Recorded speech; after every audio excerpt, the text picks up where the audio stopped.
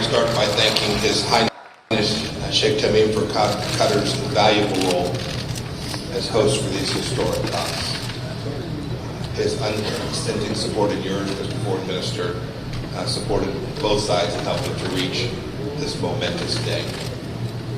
The United States and the Taliban have endured decades of hostility and mistrust.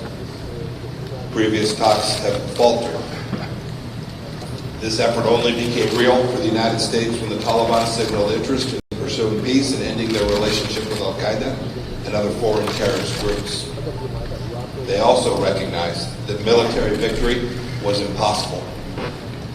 I then asked Ambassador Khalilzad to serve as our lead negotiator to gauge the Taliban's sincerity. The agreement that we will sign today is the true test of this effort. We will closely watch the Taliban's compliance with their commitments and calibrate the pace of our withdrawal to their actions. This is how we will ensure that Afghanistan never again serves as a base for international terrorists. The negotiation process in Doha, with all of its twists and turns, has shown it is possible for us to take this step together. Over the past 7 days, violence levels have reached their lowest point in the last 4 years. U.S. and Afghan forces responded to the reduced enemy attacks by also respecting peace. It was not perfect, but the Taliban demonstrated, even if only for a week, that when they have the will to be peaceful, they can be. The Afghan people have rejoiced. They're moving freely about the country to visit family and friends. They're trading. They're even dancing in the streets.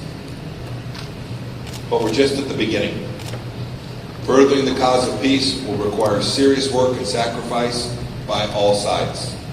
The United States, the coalition, the Taliban, the Afghan government, other Afghan leaders, and the Afghan people themselves to maintain the momentum needed to reach a comprehensive, inclusive, and durable peace.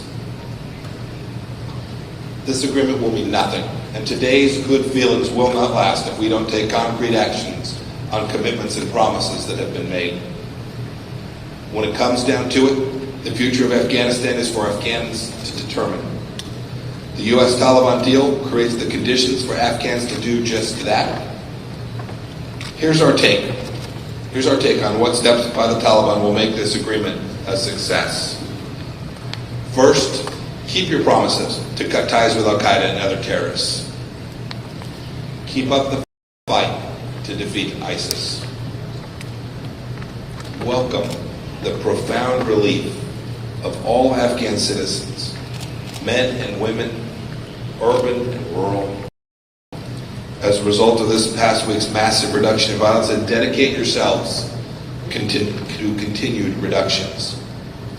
It is this significant escalation of violence that will create the conditions for peace, and the absence of it, the conditions and the cause for failure.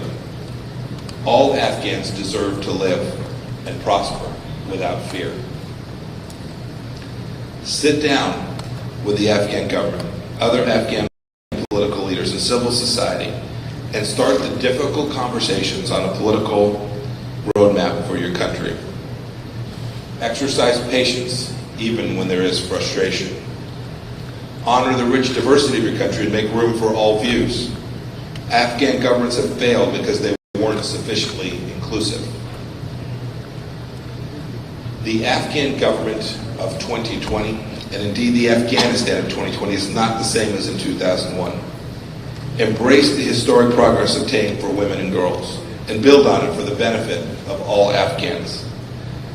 The future of Afghanistan ought to draw on the God-given potential of every single person. If you take these steps, if you stay the course and remain committed to negotiations with the Afghan government and other Afghan partners, we and the rest of the international community assembled here today stand ready to reciprocate. I know there will be a temptation to declare victory. But victory for Afghans will only be achieved when they can live in peace and prosper. Victory for the United States will only be achieved when Americans and our allies no longer have to fear a terrorist threat from Afghanistan. And we will do whatever it takes to protect our people. The United States will press all sides to stay focused on the goal of a peaceful, prosperous, and sovereign Afghanistan, and an Afghanistan free of blind foreign interference, where all voices and communities are heard and are represented. This is the only way. This is the only way a sustainable peace can be achieved. And for all of us here, and most importantly, for the security of the American and Afghan people, this must happen. Thank you.